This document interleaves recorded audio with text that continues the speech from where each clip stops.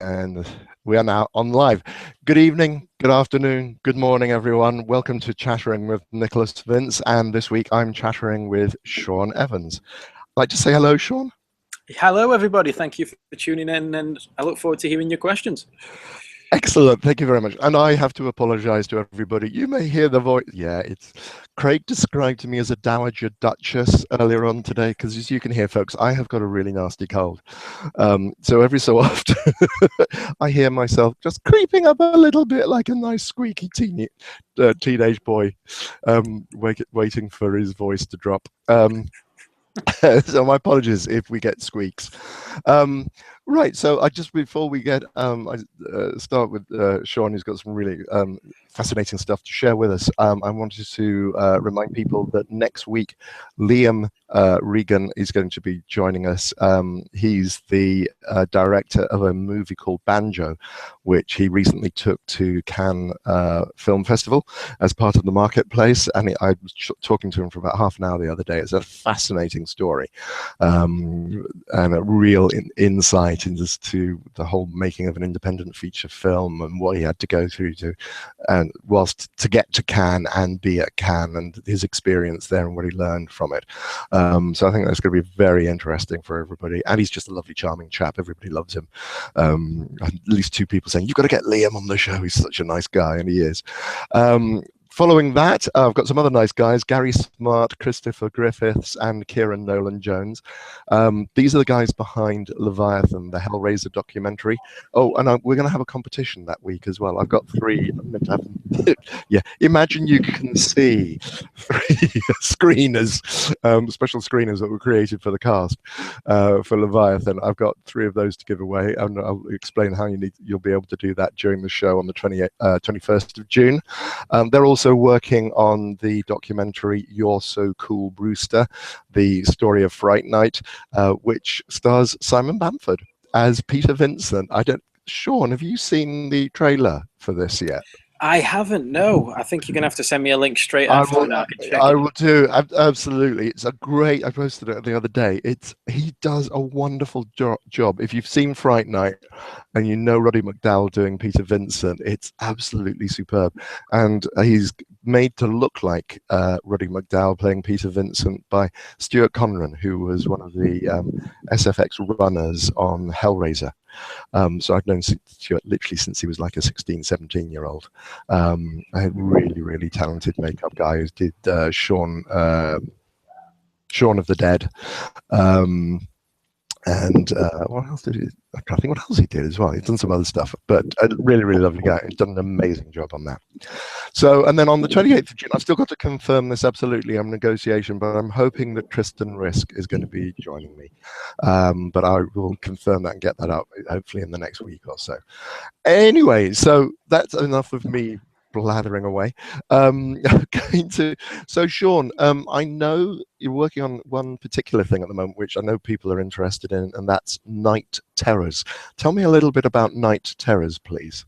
Okay, so Night Terrors, for those of you who don't know, is an augmented reality horror app. So you download it onto your phone, and it basically turns your house or your environment into a living, breathing horror movie. Now, this phone basically turns into like a gateway between the other world. So it's you with your phone, and the phone acts as like a gateway to the paranormal. So as you're walking around your house, the app will kind of show blood dripping down your walls, or you'll have like handprints on your window, or weird things that happen, such as you hold your phone camera over a painting and it'll drop on the floor, and when you use your camera to point at the floor, the painting has disappeared, obviously. But yeah, it plays with your mind. You wear headphones and it kind of transforms your environment and uses something called binaural audio, which basically say if a ghost or demon is behind a wall, the audio will project something as though it was actually behind a wall. So it's very realistic, and yeah, it basically turns you into a live horror action movie hero, basically. And from what I've seen of the Kickstarter, and when I supported it, because I'm just really excited about this. We were talking this very close to the soon after the campaign went live, and you got me really fired up with this, and I just think I see a lot of possibilities for this. So the idea is there's a little girl, and you need to rescue her. Is that right? That's correct, yes. A girl will basically be placed somewhere in the house or environment that you're playing the game, and it's your idea to navigate through the night terrors that are going to be popping out at you and changing your environment in order to find this girl. What the app actually does while you're walking around your house is it maps your environment. So straight away, the demons will move around your house as though they were actually in your house. So say if you walk through your living room, the game will map your living room, and if it finds a pantry or a closet, the ghost will manipulate the environment and actually hide in that pantry or closet. And somewhere during that time that you're playing, the girl will be hiding somewhere where you've walked in your house. So she could be hiding in your toilet, a closet, the bathroom, you name it. It's your job to go around your house and locate this girl. That sounds brilliant. That sounds. I'm really excited to see this come. And I know you're over 60% funded. Is that, or nearly 60% funded? Is that right? Yeah, that is correct. Yes, we were on literally 45% funded last week, and a huge thank you to Kotaku, which is a partner with a website called IO9. They did a little article about us on Friday, and we shot up to near enough 60% funded overnight. It was fantastic, and crossed fingers for lovely Meredith over at LA Times that she's going to post an article for us tomorrow. So hi Meredith, if you're watching, please post the article. It would be very much appreciated, and we're closing down on fully funded.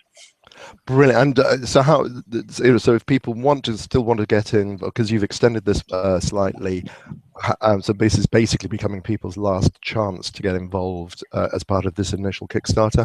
When is their deadline for getting involved? Sunday. It'll be Sunday next week, midnight PST time. So I have no idea what that is in GMT. I can't work out maths too quickly. It's about 5 o'clock, isn't it? It's about 5 o'clock UK time. It's 5. Yeah, it's 5. I was going to say I have to do the calculation particularly when the clocks go backwards and forwards. Yeah, it's about a 5-hour difference. Yes. So yeah, they've got the last chance. A perk that seems to be doing really well at the moment is a name personalization perk. It's $25, so it's about £16-17, something like that.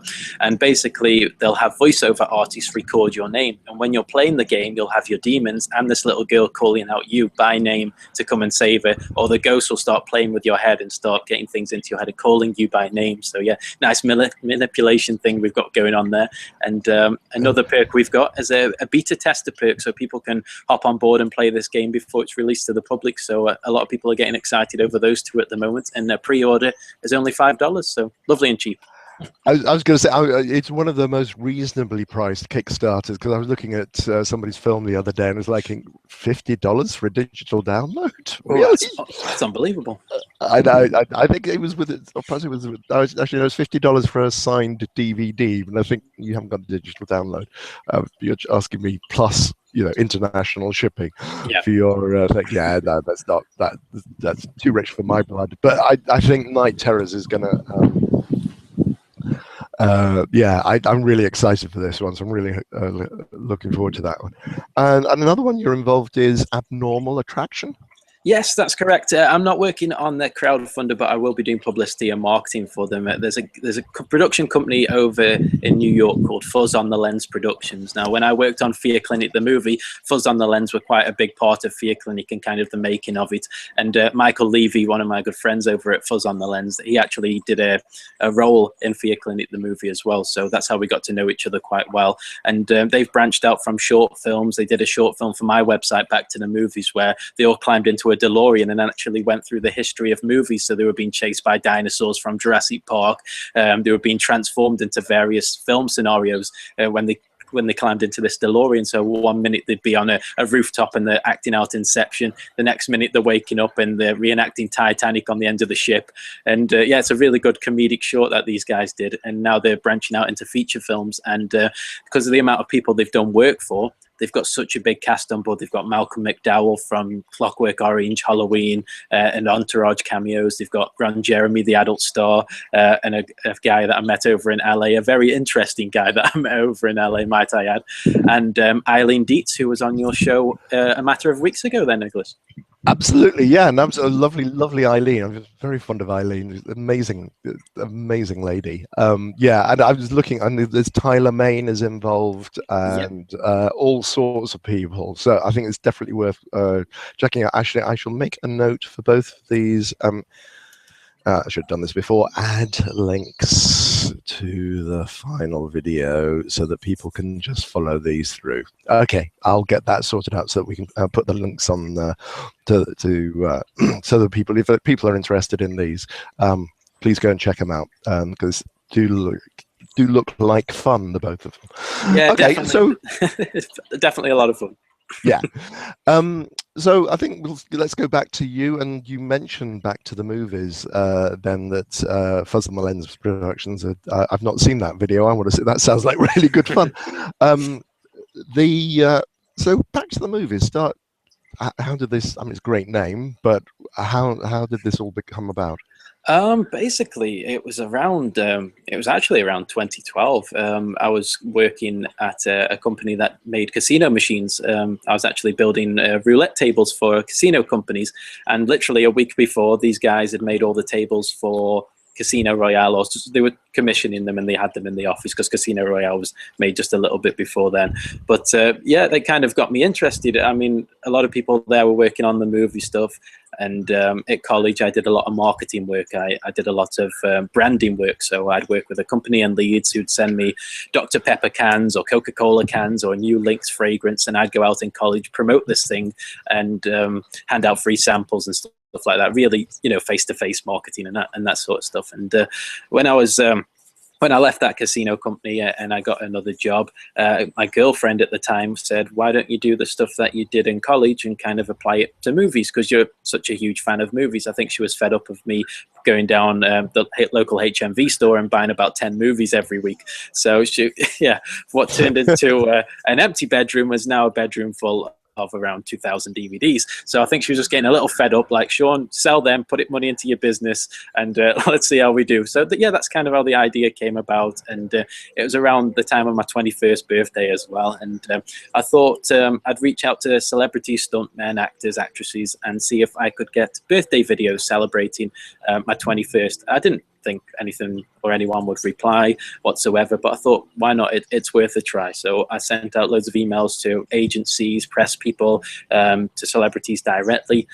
Straight away, I'm getting replies from Jeremy Bulloch, who played Boba Fett in Star Wars. I got an instant reply from Dick Warlock, who played Michael Myers in Halloween 2. I got a reply from a comedian by the name of Doc Brown, a UK comedian. Lucy Pinder, who is actually a page 3 model. That kind of, my eyes lit up. I think that's why me and my girlfriend may have split up, because I was too busy speaking to a page 3 model about this video that she was going to record. You know, I was kind of excited. Yeah, that was a good time. That was a good time, Nick. But yeah, yeah. So I got these people sending me videos. I had Lance Burton over in Las Vegas, who was doing a magic show, send over. I had Richard Keel, God rest his soul, who sent over a birthday video. It was literally a few months before he sadly passed away. But yeah, I had this collection of videos. I was just going to say, Richard Keel was a lovely man. Yeah, he was. Jaws. I met him. Oh gosh, a good long time ago, over in Germany. I just remember just being the gentlest, sweetest man. A really, really nice man. Yeah, such a nice guy. I mean, straight away, he didn't say, "I'm just going to record a birthday video." He actually asked me, "Would you like me to reenact a scene from a movie for you for your birthday?"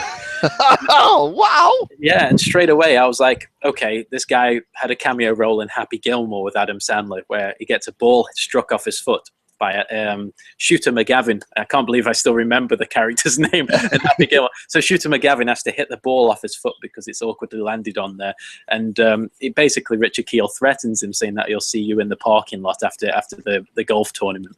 And Richard Keel records this monologue of him basically threatening me for my birthday, which I thought was so awesome. I didn't care that this huge guy who could probably crush me with one hand is threatening me. But yeah, it was a lot of fun. And basically, it kind of gave me the idea for back to the movies. I mean, these people got back to me so easily and so quickly. So I set up a little blog while I was working at a company at the time, so it was not anything self-employed. I didn't take the leap just yet, and I reached out to these people. I reached out to Jeremy Bulloch straight away and Dick Warlock and asked them for interviews, and Dick Warlock said, "Yep, let's have a Skype interview." So he was like one of my first ever interviews. Jeremy Bulloch wanted to do a text interview, so I did a text interview for the blog, and it just kind of went from there. So it started out with interviews, then it started to go into reviews.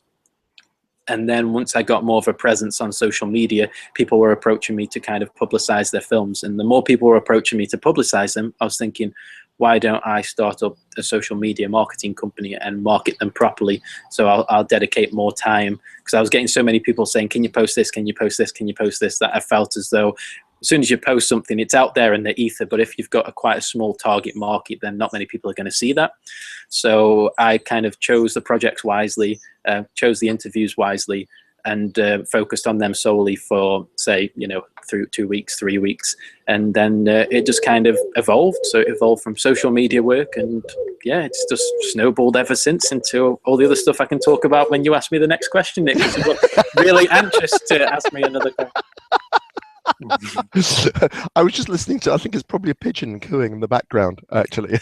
Well, I've got a stream actually right next to me, so I'm not actually drinking water and it's coming straight out. There's actually a stream but right next to me, if you can hear that as well. So right. I do apologize to everyone as well. No, we can't hear that. We weren't aware of that one at all, but I can hear birds in the background.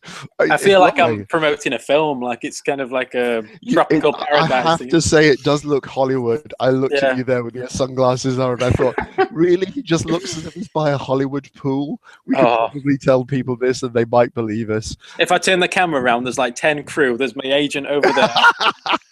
No, I'm joking. One day. Well, oh, absolutely. Absolutely. You wouldn't be talking to the likes of me in that case. Of course I would, Nick. So how long ago did all this kick off? So you said it was when you're 20. How long ago did you start this on? Well, I'm 23 now, so around 2 years ago, just before my 21st it was. So yeah, it was literally around this time 2 years ago, because my birthday's July the 30th. So yeah, near enough 2 years, but it kind of evolved. I mean, before that, I did have a presence, but I never really focused on it. I mean, I had the pages up. I think it was late 2011, maybe early 2012 when the pages were up, but I never really had the confidence to kind of dedicate any time to it, because I honestly never thought it would get anywhere, to be honest with you. I mean, they were set up, and then as soon as my 21st birthday came along, it kind of spurred me to get these videos, and found how easy it was to speak to the celebrities. So basically, you're sorry, all I can hear is the bird in the background, and I must concentrate on what it is I'm actually trying to ask you. So you talked about the page. It's just don't get out a gun and bang. You talked to pages. So basically, you started on Facebook. Is that right? Yeah, I started on Facebook and Twitter. Yeah, Facebook and Twitter, and about 5 or 6 months after my birthday, so around December 2012 maybe, or early 2013, I set up a mini blog. It was nothing compared to what it is now. It was basically just a place to dump these interviews, a place to dump the text and reviews that I was doing for films at the time. And yeah, it started to get very popular very quickly, because I mean, now I've been doing it as a self-employed job for about 15 months. So it's still very early days, but the amount of progression that it's come in that short space of time, it's unbelievable. It really is unbelievable. It is. I'm so pleased for you, because we've known each other for a few months now, and I'm just fascinated by this story, because I love hearing success stories. You've done very, very well with this. So you've got your blog. Yes. And you're doing interviews. The people are now approaching you and asking you to help promote their movies. So you've alluded to, and the blog, I believe, is what, in the top 10 UK movie sites. Is that right? Yeah, well, top 10 UK blog websites. I was told 2 months ago we made the top 10. I was thinking, okay, I'm going to be number 10, because I just think that's my luck, and we were number 4, so that's pretty good. And we were the newest blog on the top 10 as well. We'd only been going a year, and all the other big players had been going for 6, 7 years. So I felt very honoured and privileged. I mean, that's special thanks to the good writers that I have as well. I mean, I started off originally, but my punctuation and grammar is awful, so I stuck to interviews, because I don't have to put a comma after everything that I talk about on an audio interview, or an apostrophe or a spelling mistake. So yeah, I want to just do a big shout out to Carly, to Simon, to Tom, to Matthew, and James for just helping me out with the writing stuff. They've been a great team, and I wouldn't be here without them. Yeah, no, absolutely. I was going to ask you, because you started talking about the we. So what is it? How does it work? Is half a dozen of you put together now? Yeah, work on this? Well, yeah. I mean, I run the site. I post all the content, but now and again, I have like guest writers who'll come on board. You know, you're not talking every single day. You're talking like I get submitted like one article a month, or maybe one article every 4 months, depending on people's schedules and things like that. And people just want to contribute to the site. So those are the main people who are kind of submit content to me. But it helps because, say, if you've gone a few days without content, or a few days without nothing huge or major in terms of reviews, or I haven't got time to review a big movie because of the other things that I'm now doing, it's nice to just have them say, right, we've done an article for you, and I can just post that straight away, and it keeps everything flowing. Hey, so it's a real team effort in that case. So Yeah, of the people, so of the people that you've interviewed, who's your favorite? James Franco. James Franco, and you are a close second, Nick. I promise you. But no, James Franco was the best, because James pretty much offered me a job as well, so that was the good thing. So when crowdfunding came along, I thought it'd be a good opportunity to kind of jump on board with the social media and raise investment for crowdfunding, and that's how I kind of evolved into a producer's job, because I was raising investment capital for movies via crowdfunding. And the first person that I near enough did a crowdfunding for was Fear Clinic. But not long after Fear Clinic, James Franco was doing a campaign as well, and I helped him. And not only did we raise money, but we raised the money for an Art of Elysium charity as well over in America. So it was nice, because I mean, everyone was very hesitant that James Franco was doing a campaign. This guy's, you know, he makes millions from his movies. Why does he need to raise the money? And then it became aware that he was doing it for a charity, and that made me get on board, because there was no other agenda. It was such a genuine guy, really nice to talk to. Anytime you needed him, he'd always be there to offer advice, or if I needed an interview doing within a few days, he'd jump on board and get on board with interviews. And he's the biggest star. I couldn't believe that only a few months after starting, not only was I working on a big horror movie in Fear Clinic, but I was working with James Franco, and then a month after that I was working with Katherine Heigl. So yeah, within the space of 3 or 4 months, I had 2 Hollywood stars and an LA-based movie that I'd been working on, which it just blew my mind. I can't even explain. I can't even explain. It's unbelievable. Do you have a bruised arm from where you pinch yourself every so often? Yeah, I imagine that I'd have a natural tan with the amount of pinches that I would have to be giving myself with the kind of things that it's unbelievable. I mean, this started out as a blog. This started out as me in my office, in my house, working from home, just writing about films that I love. And it's gone from that to working on films that I love, now to producing films that I love, and now even appearing in some things that I'm really passionate about as well. It's very weird, this progression, you know, from blogger to producer to, and it just keeps going and going, and I'm really grateful that the offers keep coming in. Which is brilliant. So, talk me through a little bit of what it is you mean by when you're talking social media. I happen to know that you keep ridiculous hours, as far as I'm concerned. Yeah.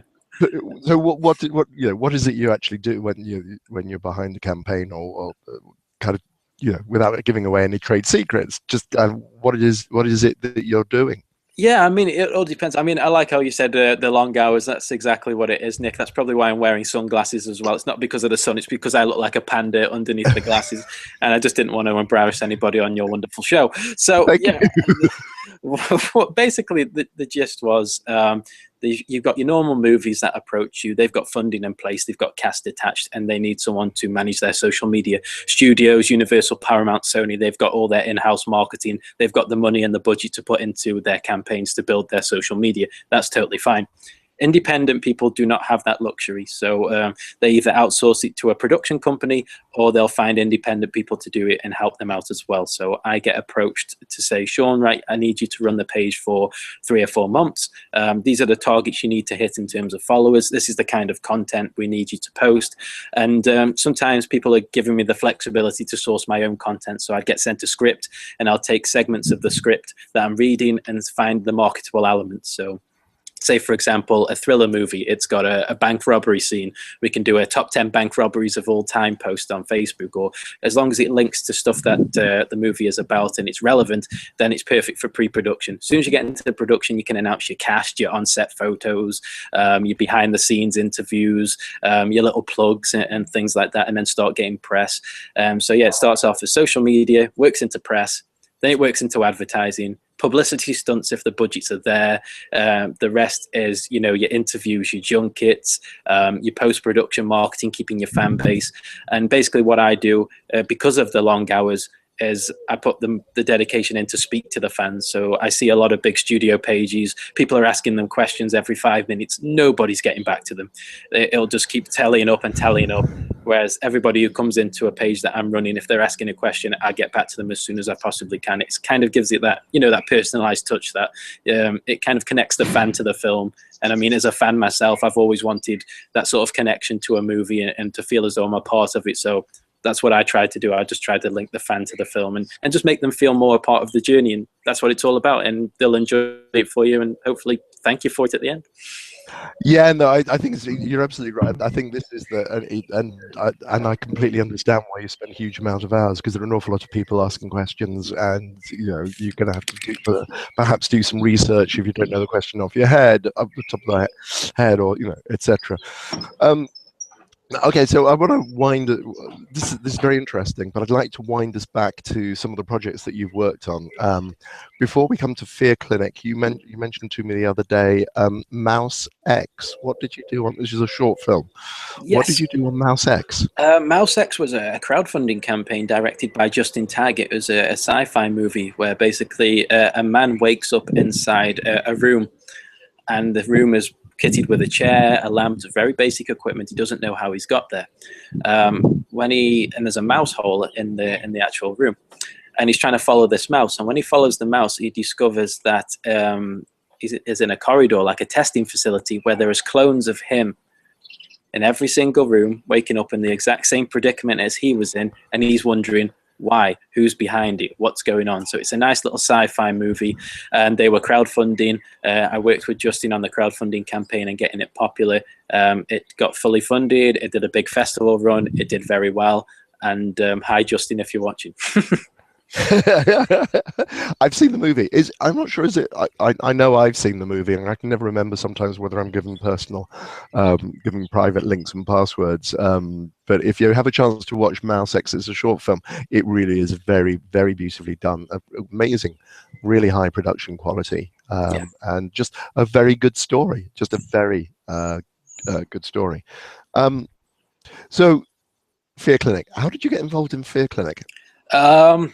I nagged the writer Aaron Drain to death. They were about to crowdfund on a movie, and this movie announced that Robert Englund was going to be attached. And weirdly enough, before I quit my job, I read his autobiography called Hollywood Monster. So I read that from cover to cover, loved it. One of the only books that I've gone from cover to cover and read again. The same with a book called Unmasked, Kane Hodder's autobiography. So these were Kane Hodder, who played Jason in Friday the 13th, Robert Englund, obviously Freddy Krueger.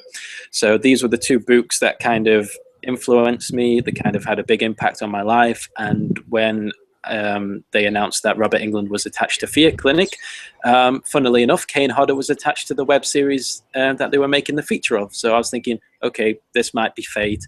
I'm going to pester these guys every day and night until someone gets back to me. So I went on their Indiegogo page before they launched. I sourced Aaron out on Facebook. I sourced Aaron out on Twitter. I sourced Aaron out on LinkedIn, and I fired him the same message on every single platform. God knows what he was thinking when he probably thought he had a stalker for some point, that this guy was sending him the same message on every single platform. And I said, Aaron, I just want to work with you. I've got not much to prove in terms of the social media marketing. I haven't done anything like this before, but I'm just going to go at it and I'm going to give it my all. What do you say? He goes, I'll speak to my producer, Mark Johnson. So I do a little search on Mark Johnson, thinking it's just a normal producer, quite, just a regular independent guy. But no, it's Mr. Mark Johnson, who produced Easy A starring Emma Stone. He produced Jobs with Ashton Kutcher. He's working on a new John Travolta movie. I'm thinking this guy is going to kick me to the curb in an instant.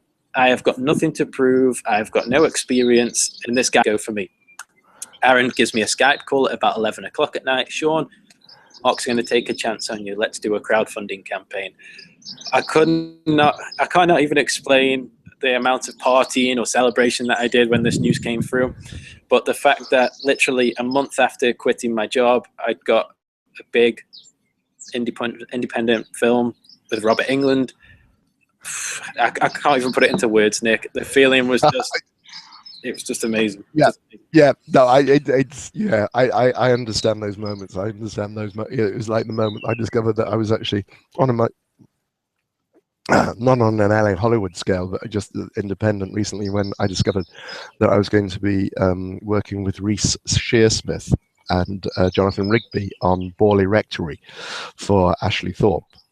It was like, you mean that Reece Shearsmith? You mean Reece Shearsmith? Honestly, I'm gonna. And in fact, I met him the other day when I mentioned last week, I think, a couple of weeks ago, that I met Reece Shearsmith. Very, very, very, very briefly, but I hope to have a chance to have a chat with him later on in the week when I'm filming. Incidentally, I just want to share very briefly hi, Kelly. Kelly Rawn is just saying, Fear Clinic is amazing. Spur of a moment purchase. With me, and the spur of a moment purchase. The cover actually caught my attention, and so glad I did. I haven't had a chance to watch this yet, I have to say. I really should go and do it away and do it. You really should, Nick. And thank you, Kelly, for the kind words. If she's US based, I love the US cover more than the UK cover. The UK cover is still cool, but if she tells us where she's based, I can totally sympathize with her. If she's based in America, the cover is amazing. I know what you mean. I think Kerry is, I think, Canada rather than America, but because it's basically using the caduceus, the symbol of medicine, but with two skulls at the top rather. Yeah. And it's really very, very cool, very, very cool cover. So you've got this big news. So what happens next? The crowdfunding campaign begins. We've raised money. I did interviews. I did press. I spoke to investors. I did all their social media marketing, and it got to the point where we did quite successfully on Indiegogo, to the point where Aaron and Mark called me into a meeting at the end of the campaign, and I was thinking, oh no, they don't want anything more to do with me. It was a one-time thing. They just wanted me to raise a little money and I'll go on my way and work in McDonald's or something. And Aaron and Mark sit me down on the Skype call and say, Sean, have you ever been to Los Angeles before? I'm like, no, I haven't. Why? We want you to come over and work on pre-production of the movie. Once again, celebrations, excitement, parties, all my flight money spent on alcohol and amazing parties and all that kind of stuff. I was going to America. It was like unbelievable. My first movie, first month after being self-employed, and I'm going to America. So I packed my bags. I flew to LA, and I was there for about two and a half months, closer to 3 months, working on pre-production of the movie. I met Robert Englund. I sat down. We went over the cast that we were going to attach in the other roles. I got to meet Robert Hall, who's the director who works at a special effects company called Almost Human. They did a lot of work on Pineapple Express, Buffy the Vampire Slayer, a horror movie called Devil. They've got a very good portfolio of special effects work. And I just couldn't believe it. So I think half of that holiday was touristy stuff. So I went on the log flume at Universal Studios. I did all the cool Warner Brothers tours, but it was all paid for. That's the best bit, because it was all paid for. And I just couldn't believe it. So I was at Warner Brothers. I was having dinner in the commissionary dining room. Across from me is the head of Warner Brothers at the time. I just couldn't believe it. So here I was, just sitting down having my dinner. And every studio tour that I did, there was always someone famous that I met that I actually knew or had interviewed for Back to the Movies, which was very strange. So I went to Warner Brothers and I met up with a TV star that I interviewed. I went to Paramount, and there was Ken Jeong, who plays Mr. Chow in The Hangover. He was just reading a script for Glee, and straight away he was there. And when I went to Sony, I met Frank Karachi, who I interviewed for his movie Here Comes the Boom with Kevin James, and it was just amazing. Like, I don't know. It was just the life. I was just thinking. I felt as though I'd made it, even though I hadn't really done anything yet. I think it was just the sunshine going to my head, but it was just such a lovely experience to kind of be there and soak up the life. And when I was actually doing work, you know, it wasn't all sangrias and partying and LA lifestyle. There was actually a bit of work that needed to be done, and we actually raised a bit more money while I was over there as well. And yeah, as soon as LA was finished. Such an amazing trip, life-changing near enough. In fact, I mean, it was my first time going abroad on my own, first time on a 11-hour flight. I mean, that was killer, absolutely killer. But yeah, it was just. There's a couple of things actually, a couple of points I wanted to. I just want to share people. Another really good book on not so much an autobiography, but an examination of the guys behind the masks, including Freddie England, by Mr. Doug Bradley. If you ever have a chance to get hold of Behind the Mask of the Horror Actor, it's a brilliant read and full of fascinating stuff. And Robert Englund, who is one of my favorite people in the world, I've told this story before. Recently, though, I met Robert Englund when he was doing his last ever Freddie makeup application in the States in Texas. He remembered me and Barbie Wilde from nearly 10 years ago. Amazing guy, really cares about people, is interested in people. Just an absolutely staggeringly good guy. I second that. And the book you've just shown, I've actually got a copy of that Doug signed for me as well. So I can vouch for that book. It's a wonderful read. And yeah, when you said Robert Englund, nicest guy I've ever met in my entire life. One of. You're up there as well, Nick. Don't worry. I had to add that in there. I didn't want you to feel bad. But please don't feel that necessary. I am on your show, Nick. You can press the cancel button and come in. We'll take that as read. We'll just take that as read. You're on the show. You've agreed to come on the show. I'm a lovely person. Yeah, Robert Englund, fantastic. I mean, I was actually meant to meet up with him in Chester before I flew out to LA. He was shooting a movie in Chester called The Last Showing. He plays a projectionist who kind of manipulates two people who'd stranded into a cinema after hours, and he kind of manipulates them in his own little horror movie after he gets sacked from his job. And it was shot in the View Cinemas in Cheshire Oaks. And I was actually meant to meet him on set to sign some 8x10s for some of the Fear Clinic perks. Unfortunately, that didn't happen. So Robert invited me down to a hotel that he was staying at in London and called Blacks. So I got down to London and met Robert Englund for the first time in a hotel room, telling me so many stories of all the people he'd met in this hotel, David and Victoria Beckham, Amy Winehouse, Brad Pitt. I was thinking, okay, I'm in a really cool hotel, you know, I'm moving up in the world. And so yeah, it was just lovely. I mean, and straight away, I went over to LA and I didn't need to reintroduce myself. It was like, you are Sean from Stoke. Just please do not call me the oatcake guy. That's how he remembered me, just Sean from Stoke.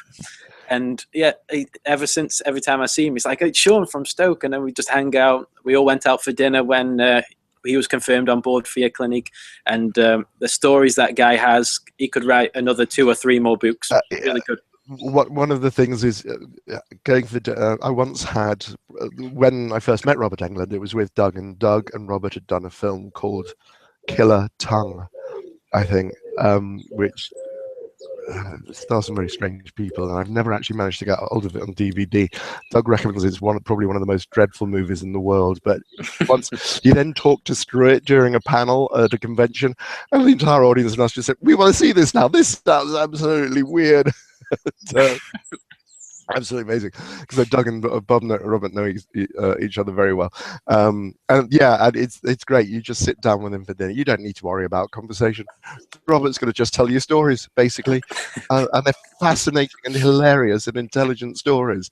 Really, really interesting guy. So if you ever had a chance to see one of his panels or anything, guys, it is worth the money just to kind of meet this guy. Yeah, I mean, that's what appealed with me. Hollywood Monster, I was thinking someone's wrote this for him, you know, he's got someone to write the book for him. That may have been the case, but the book portrayed so much of his personality. It was literally, every time I read that book now, it's like Robert sitting next to me telling those stories again. That's how good the book is. I really enjoyed Hollywood Monster. Okay, I shall add that to my ever-growing list of books. I've got to do Scarlet Gospels first. I have to read Classic first before I pick up anything else. But yeah, no, it sounds like an absolutely fascinating book. And then now you've worked on many other projects since this is kind of how you got started, and so on. You worked on American Pie Reunion, is that right? Yes, just in a post-production marketing aspect. Basically, that I don't know how that came about. I mean, I've been actually American Pie corrupted me when I was about 8 years old. I mean, I've got older brothers, so my older brothers were like, "Sean, we've got American Pie. Would you like to watch it?" I was like, "Okay, cool, I'll watch it." I'm an 8-year-old. I'm watching American Pie, and you know what goes on in American Pie. So I never looked at an apple pie from McDonald's the same way ever again after I was 8 years old. But yeah, I mean, straight away, I was such a huge fan, and I always said throughout high school that I wanted to be a part of an American Pie film, even though at the time nothing was being made. When they announced American Reunion, okay, I freaked out. I reached out to the director straight away on Twitter, Joshua Hurwitz. John Hurwitz. Joshua's his brother, sorry. So John Hurwitz and Hayden Schlossberg, they were the writers behind American Pie Reunion. I reached out to them. And at the time, Thomas Nicholas, who plays Kevin in the movie, was just coming over for a UK tour. Kevin asked me for help to raise money for his tour. So at the same time, I was thinking, what if I meet Tom over in England? So we went to Manchester. I met Tom and his band. And I said to Tom, is there any way I can get on board with marketing American Pie Reunion in any shape or form? He goes, I'll give the writers a shout and we'll see how it goes. He got back to LA. I got a message from Tom. He sent me a 21st birthday message as well. That's how we originally met, because he replied to a message that I sent him. And so yeah, they introduced me to Hayden and John, and I had an interview with Hayden and John. I had an interview with Tom as well. I spoke to Jennifer Coolidge, who plays Stifler's mom in American Pie. She was a lovely lady. She's now on Two Broke Girls, which is a very, very cool show. I do like Two Broke Girls. I don't admit it too often because it's very girl-orientated, but it's a very cool American comedy starring Kat Dennings as well. She's lovely as well. And yeah, it just kind of went from there. So I was doing interviews, I was doing online press, I was doing a little bit of social media work, but nothing too major. But yeah, it was a nice little thing to add to the IMDb. And as a thank you, I couldn't obviously go over to LA for the premiere or anything out like that, because the movie had already come out, because it was late post-production by the time I'd finished these interviews. And so I got sent 2 tickets for me and a friend to go and watch it in the UK. And we went to a place in Crewe, sat down, free popcorn, free everything. Thanks, Hayden. Thanks, John. Thanks, Tom. It was a good time. And I enjoyed American Pie Reunion. And I loved it. They could make another 20 of them, and I'd still love every single one of them. It's just my mentality. I think I can relate to American Pie. I'm kind of like an American person trapped in an Englishman's body. Yeah, I did see this comment on your Facebook today. Yeah, I thought, yeah, that's true. That's very, very true. I just want to share a quick comment with you. This is from my friend Derek. I think it would have been a vastly different movie if they used a McDonald's apple pie. Ouch. Yes, I was thinking the same thing.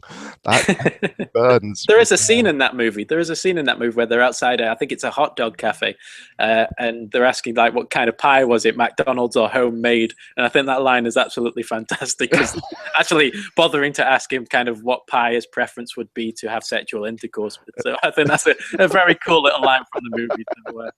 Yeah. Yeah, no, absolutely. Okay, cool.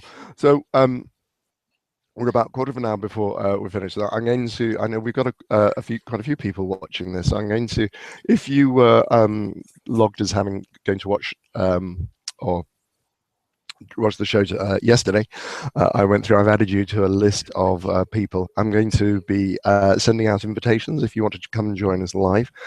If you've got a question for Sean, if you don't, then please just ignore the invitation. And we'll see who actually comes and joins us. Whilst we're doing that, you have to tell me the story that I kind of trailered. The approach from an adult entertainment company. Sure. I knew this was coming. and obviously it had to come immediately after the American Pie story. Okay, then. And the Ron Jeremy story, of course. That didn't actually help my case, having pictures with Ron Jeremy, because it kind of reinforced the fact that I could have been interested in actually doing that kind of work. No, I'm sorry, I should just point out, you were telling me the Ron Jeremy story before we went live, I think. So please just quickly rewind and tell us a little bit about Ron Jeremy, and this is to do with... Okay, right, okay. So I did marketing on a film called Jersey Shore Massacre. It's a very fun, cheesy flick. You know, never takes itself too seriously. And Ron Jeremy had a cameo role in that. When I went over to LA last October for the Fear Clinic premiere, Ron Jeremy was there promoting another film of his. I had pictures with Ron, of course, because I knew him from the marketing. We had pictures together. That's that story done. Lovely meeting him. Nice guy. He played some harmonica because he's crazy like that. And that was it. That's the end of that one. So I get people who know me know that I'm quite openly honest about things. I talk very freely. I talk very honestly. I don't see any point in lying about near enough anything. So I'm a very openly honest person. So I'm talking about adult film roles and things like that. The next minute, I get an email from a company in London who shall not be named, offering me marketing work originally. So it was marketing work. I was like, okay, this is something a little different, a bit out of my comfort zone, but how hard can it be to market that? It can't be too difficult because as the industry goes, sex sells. So that makes me put into a position where I'm thinking, right, this is easy money. I just need a naked lady or a naked dude to appeal to both markets, and I'm pretty much done. That's my marketing done. So that was that.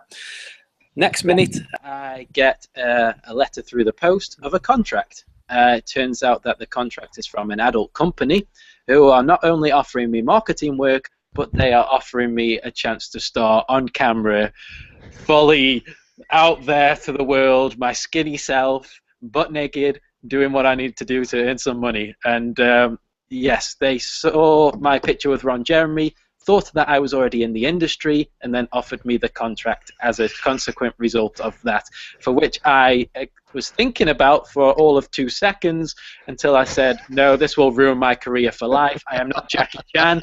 I am not Sylvester Stallone. I am not Cameron Diaz. I cannot pull off the porn to film kind of transition. So I called that a day. But I still have the contract upstairs because I think it's very funny, and so I keep a hold of that. Well, whilst that was all, I love that story. That's a brilliant story. I'd just like to welcome Damon Rickard. Hi, Damon. You're muted at the moment. Would you like to unmute? There you are. Hello. Hello. Hello, Damon. Hey, Sean. How you doing? I'm not too bad, buddy. How are you? Yeah, very well, very well. I have to say I'm sorry I missed a lot of the beginning because I was on another call, but glad I made it. Yeah, good. I'm glad you made it too. So what question are you going to fire over, Damon? You put me on the spot here. I want to know how your brainwaves are now. How my brainwaves are? Okay, for those who don't know the story, I went down to London 2 weeks ago for a project with View Cinema. View Cinema were doing a brain test to see if you were mentally smarter after watching a 3D movie, because apparently watching a movie in 3D manipulates the brain to kind of work in overdrive, and as a result it makes you think quicker reaction speeds, and makes you smarter as a whole. So I went down to View Cinema. I do a mental test at 9 o'clock in the morning after a long 2-hour train journey. So straight away I'm brain dead pretty much for the first test. I'm taking this test half asleep, just like, yeah, reactions. I didn't have any reactions. I think I skipped like 7 questions because I was so tired. And after that, they dragged me into a cinema, and I watched Big Hero 6 in 3D for 10 minutes. I come out, and I do have to admit, it could have been me waking up, or it could have actually been the science behind it, but I did tests and my reaction speeds were quicker. I answered more questions. I got more done in the same space of time that I did before I did this test. It was quite cool because at the time I had these electrodes actually plugged onto my brain, which can only be described as cerebro. So I felt like Professor Xavier, and I was going to locate all the mutants, and it just made me feel cool because I had this thing on my head. I was thinking, right, we've got to find Wolverine, we've got to find Rogue, we've got to find Storm. But yeah, it was a cool little trip. My brainwaves are fine, Damon. They sent me a lovely little image of my brain, and basically what they did was show all the electrons and all the things going off in my brain, and it looked like the 4th of July fireworks show. So it's got a cool little video up on YouTube, which is my brain, how it's working during watching a 3D movie, and it's just going off like the 4th of July. It's such a cool video. I love it. It's a lot of fun. Damon and I happened to meet Sean after this experience. He was walking normally. They didn't anally probe me, Nick. They didn't anally probe. It was just on my head. It was just on my head. I promise you. Well, not as far as you remember. That's true. Yeah. That may come back in about 10 years' time. Well, that's the thing. That's what I said to Damon. I mean, Damon's a good friend of mine. That's how we first met over at Screenfest for the Fear Clinic premiere. Apparently, we're on the same plane, so a very small world. But it was weird because when I left Damon, I somehow found my way from the River Thames to London Euston Station without a map, without a sat-nav, without anything. So I have a feeling these guys have downloaded something into my brain, and I'm now a tiny little bit smarter than when I went down. It was quite scary. It was quite scary, yeah. Damon, like a rubbish Terminator. Yeah, like a rubbish Terminator. But if I ever need to go back to Euston Station, I can just use that instinct that they've somehow implanted into my brain. Yes, yes. And we've just been joined by somebody else. Would you like to introduce yourself? Yeah, is my mic on? Yeah. It is. Yay! Hi, I'm Derek. Scottish Geeks YouTube channel, mostly play horror, but for some reason started playing Lego. Don't ask. That's horror for some people. Yeah, well, there's skeletons in it. But anyway, sorry again, I was a little bit late to the conversation. I've been doing a lot of editing for videos and stuff today, so for the next week. But I noticed you were talking about the Night Terrors app, and that is something that really interests me as a horror gamer. And I don't know if Nicholas told you, but we're going to be doing something later on in the year to do with similar things, and I was wondering, when is the app actually going to be coming out? I know you've got an Indiegogo campaign going on just now, but how far along with it are you? Very early stages of development at the moment. I mean, in terms of the release date of the actual game, they have penned 31st of January 2016. So for the most of 2015, it's just going to be purely development. But we are offering beta tests for people who are purchasing perks. I think it's $75 for a beta test perk. I imagine beta tests will probably commence around maybe October, November time. Next one. And are you going to be making sure it's sort of like for a full range of like phone apps and stuff like that? Because I mean, there's a lot of these apps come out and it's like, oh no, you can only use it on iPhone 6. I'm like, but I've got an iPhone 4. Yeah. What's that going to do for me? Yeah, exactly. We've had a lot of those questions. I mean, the app is actually going to be developed on iOS first because my developer assures me that that's the best platform to kind of develop these things on. I know nothing about technology or the programming side of things. I'm just the marketing guy. But yeah, I mean, in terms of iOS, it'll be out on iPhones and basically anything with an LED flashlight because obviously you play the game at night and the only light source that you have is the LED on your camera. So if you've got an iPhone with a camera, you can play it. But what they are looking to do straight away after that is develop it on Android and Windows Phone as well. So we'll get to a broader market after iOS. But yeah, it's going to be a lot of few months to get it nailed completely down and to get the technology to the way that we're all satisfied with. But yeah, there's a lot of potential there. I mean, a lot of people are saying it could very well be the future of gaming, and that's a very high sort of accolade to kind of achieve. So it's like no pressure at all, no pressure at all. But yeah, that's pretty much where we are at the moment, and it's going to be a lot of fun because obviously I'm a big horror fan myself, so it's always nice to contribute those ideas. I mean, I want the phone to hover over the TV and we have some augmented reality poltergeist static or something, or you hover it over a radio and suddenly radio will start playing in your earphones or something like that, something very creepy. And yeah, it's a lot of possibilities, but I think that's where we're at the moment. I hope that answers your question. Yeah, you should totally get in contact with the guy that created Paranormal and Steam. He's got a similar idea. He's done it in Unreal 4. It's all computer based, but he had a similar idea. Like he's got the static in the TV. It's like all bump in the night sort of gaming going on. He's still developing it at the moment, but maybe, I don't know, probably do a little bit of a collaboration between you because he's got some fantastic ideas going on. Yeah, definitely. I mean, there's so many places this can go. Everyone was saying about Oculus Rift, but for me personally, Oculus, you have to keep that plugged in. So it's very sort of restrictive to your movement.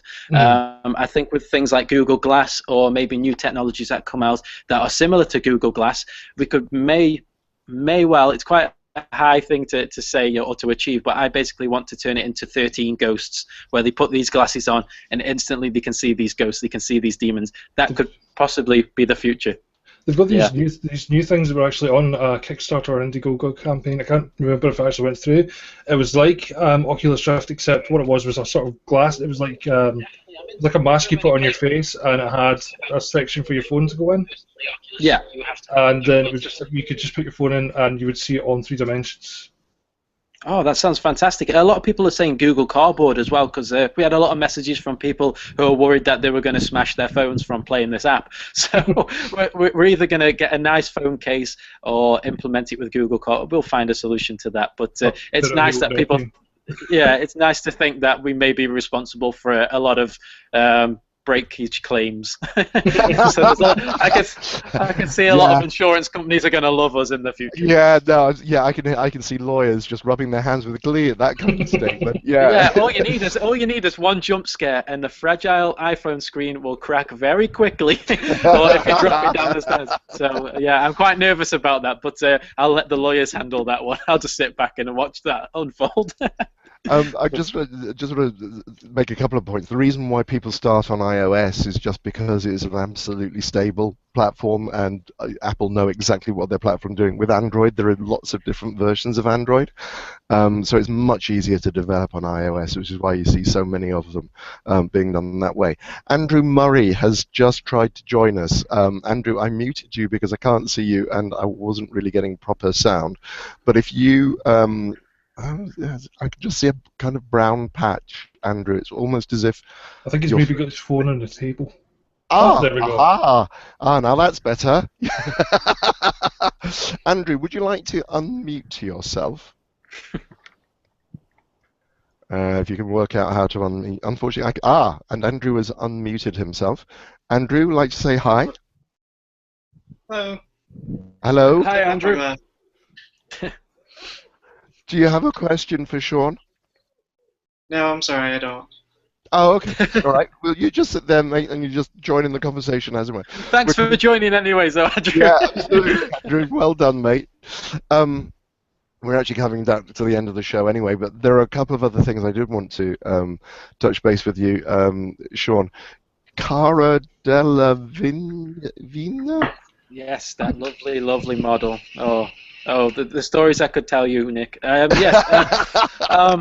Friday, I get an email from a guy in London called Leo. He's saying Sean, Cara Delevingne is doing, they're doing it on behalf of her and her company, that they're doing a documentary about her from her progression from modeling into film work.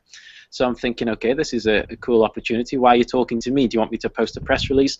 No, Sean, we want you to be in the documentary. So, yeah, off to London on Tuesday to be in a documentary all about the beautiful Cara Delevingne. Wow. That sounds very interesting and great. I look forward to seeing the result of that. Yeah, me too. I'm quite nervous, May I just say, you lucky get. Is Cara going to be there, or are you just going to be... I'm not sure. I've been given an address. It's in a nice area of London. There is a possibility, but I think that possibility is very small because she's just designed a range of handbags, and I'm sure she's plugging them at somewhere far nicer than where I'm going on Tuesday. I want to see you modelling the handbags. I think this would be an excellent idea. Yeah, I can see that happening. No, it's not going to happen. And the other thing you were mentioning to me the other day, something called The Evil in Us.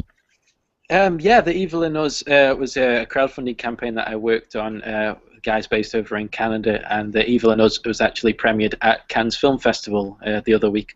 So yeah, more than happy to promote that. Go and check out The Evil in Us. If you follow me on Facebook and Twitter, I'm sure lovely Nicholas will post some links up somewhere, so feel free to add me. I'll accept everybody, I'll speak to everybody. Yeah, Evil in Us, I can send you all the links. It's a very cool movie. Basically, it's like a Cabin in a Woods style film, so everyone on who's listening now is going, not another one, not another Cabin in the... Yeah, okay, but no, hear me out. It's different. I mean, Cabin in the Woods made it different. You know, it had so many dimensions to it, and it actually kind of spoofed the horror genre, didn't it? Yeah. I have to say, Cabin in the Woods was one of the first. Soon after I got made redundant, it was the first horror movie. Yeah. And I just remember walking out of that cinema and having so much energy for the next hour and a half. I also remember sitting in the cinema and grabbing people sitting there, complete strangers, you understand, going, no, that's too scary. I don't like that. I love Cabin in the Woods. I thought that was a wonderful, wonderful movie. It had so many layers, and I mean, when I read the script for Evil and Us, that's why I got on board. I don't like films that follow the same sort of niche as everybody else, just because it sells. Cabin in the Woods movie, oh, it's like the Evil Dead. Everyone will compare it to Evil Dead or even Cabin Fever, and to read a script and to say, oh no, this is actually something different, that's what kind of hooks me. Same as Fear Clinic. Fear Clinic is the only horror film that I've ever watched that makes you actually think. You have to probably watch the film, rewind it, and then watch it again just so you can piece the little pieces together that you missed the first time. I just love cerebral horror. That's what I keep marketing it as, is like a horror that makes you think. I love those kind of films. Absolutely love them. That's what the world's missing these days. Yes. It's real horror that actually makes you think about what's actually happening. I miss that. There's hardly anything like that out there. There apart isn't, from what you no. just mentioned. Yeah, I mean, Fear Clinic, it's like that in a way in which it can be manipulated. There's so many fears and phobias that people have out there and that people can actually relate to. And the possibilities for future projects are, you know, they're limitless. There's so many fears you can explore. There's so many phobias you can explore. Absolutely, yeah, and in fact, there's a very good. I mean, there's a lot of Saw movies, but yeah, as long as it makes you think and as long as it keeps your brain going, that's a film that I want to be a part of. Yes, you and me have got a very similar view of horror. It's just, and I like to. It needs a shake-up. It needs a shake-up. That's for sure. It really does. I mean, this is why I keep on raving about American Mary every so often. I was trying to explain to somebody, I was saying, yeah, no, it's body horror, but I don't like body horror. Yeah, but I was almost crying at the end because it's a romance film as well. I mean, it's, you know, I love things like that. It's just like. It's like an intelligent human being. Sorry, Derek. It's like when folk watch The Fly and they think, "Oh my God, that's horrible," but they don't realise it's actually this really beautiful story behind it. You know, the Jeff Goldblum one. Yeah. And it was actually such a touching story. You know, it was it was basically someone going through an illness. They just turned it into sort of like a sci-fi horror, but it was basically someone who was going through a horrible illness and all the sort of angry reactions and everything they went through until he eventually had the acceptance and then the death. But all people saw was, oh my God, he was sick on that guy. Yep. Yeah. Wasn't he just? Right, okay, I'm going to... so, Sean, what does the future hold for you now? What are you... We mentioned we mentioned Night Terrors and Abnormal Attraction. What else have you got up? What else is coming up for you? Unfortunately, Nick, non-disclosure forms are not allowed to talk about anything in detail. They're such a bitch. That's fair enough. But in terms of, yeah, I mean, I can talk about my next project straight away, which is Ayla, and I'm working on with Tristan Risks. That's just marketing, potentially associate producing. We'll see how it goes. I've actually just been, as of Friday, greenlit for an Acer commercial for a new multimedia PC that they're doing. So we're shooting the commercial in a week's time for an Acer commercial, and after that there is 3 Hollywood things in the pipeline that I cannot talk about, but they are very, very, very exciting. So stay tuned for that one. Well, brilliant. Oh, it's been great talking to you. Thank you very much indeed. I'd just like to thank everybody who's been on the show, including my guest, Sean Evans, Andrew Murray, Damon Rickard, Derek, and everybody else who's been watching, Kelly and Annette, etc., and posting comments and etc.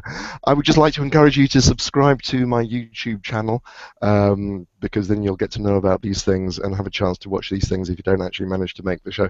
This has been really good fun, Sean. Thank you very much. This has been Chattering with Nicholas Vince. I've been chattering with Sean Evans. Thank you all very much indeed, and I'll wish you all a good night. Say good night, everybody. Say good night. Good night. Thank you, everyone, for watching. Thank you very much indeed. Cheerio, folks. And see you next week, and when I'll be joined by Liam Regan. Take care, guys.